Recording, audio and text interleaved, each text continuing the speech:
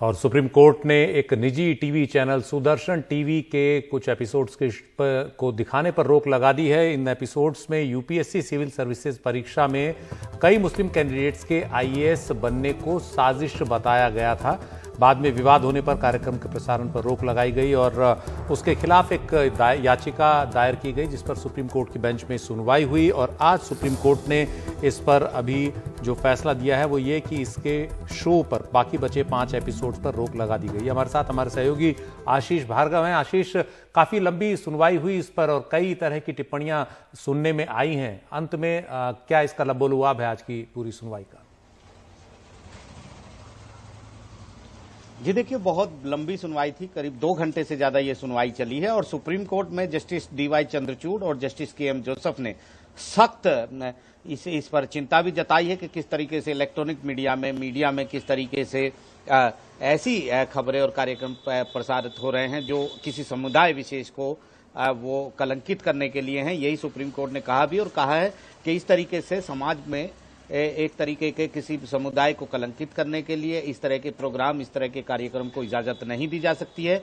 उन्होंने ये भी कहा है कि एक तरफ ये कहा जा रहा है कि जामिया मिलिया के छात्र हैं जो सिविल सर्विसेज में यूपीएससी में इस तरह की साजिश कर रहे हैं घुसने के लिए, तो इस तरह की इजाजत देश की सबसे बड़ी अदालत होने के नाते इस तरह के कार्यक्रम आयोजित करने की, प्रसारित करने की इजाजत सुप्रीम कोर्ट नहीं दे सकता।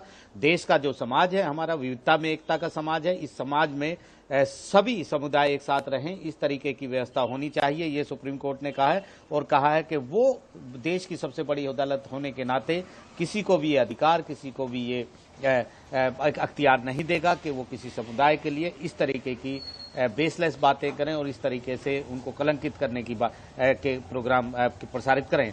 तो 5 जो प्रसारण थे उन पर रोक लग गई है, वो एपिसोड नहीं आगे आएंगे और 17 तारीख को यानी परसों एक बार फिर इस मामले की आगे सुनवाई होगी। तो सुप्रीम कोर्ट ने बहुत सारी बातें की हैं।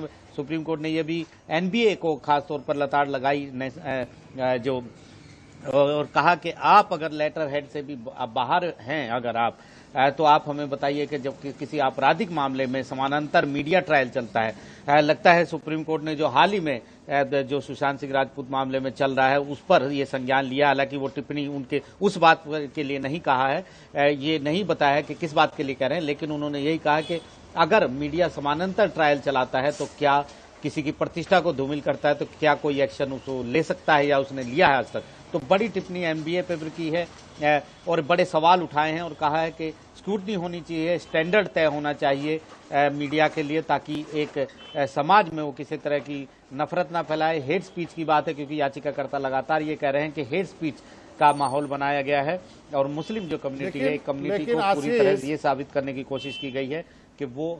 लेकिन आशीष, आपको लगता है कि सुप्रीम कोर्ट की इन टिप्पणियों का कोई असर पड़ेगा? मीडिया तो आज देश में सबसे बेलगाम है। जी बिल्कुल, ये बाबा सही मैं बताऊं तो ये पहले भी कई बार हो चुका है। हमने जस्टिस केहर जब चीफ जस्टिस थे तो उन्होंने भी बहुत बड़े सवाल उठाए थे और कहा था, यही तमाम सवाल उठाए थे। प्रशांत भूषण उस समय अपीयर हुए थे कि किस तरीके से मीडिया ट्रायल होता है, किस तरीके से एक आरोपी को जिसके लिए संविधान कहता है कि वो जब तक निर्दोष है, जब तक अदालत उसे दोषी न ठहरा दे, उसको मीडिया ट्रायल किया जाता है। तो ये तमाम चीजें हुई थी। एनबीए को बुलाया गया था कि किस तरीके से ऐसी खबरों को रोका जाए, मीडिया को एक रेस्ट्रेन किया जाए। लेकिन सवाल वही होता है कि मीडिया की आजादी कहाँ खत्म हो और दूसरे के अधिकार कहाँ पर लागू हों।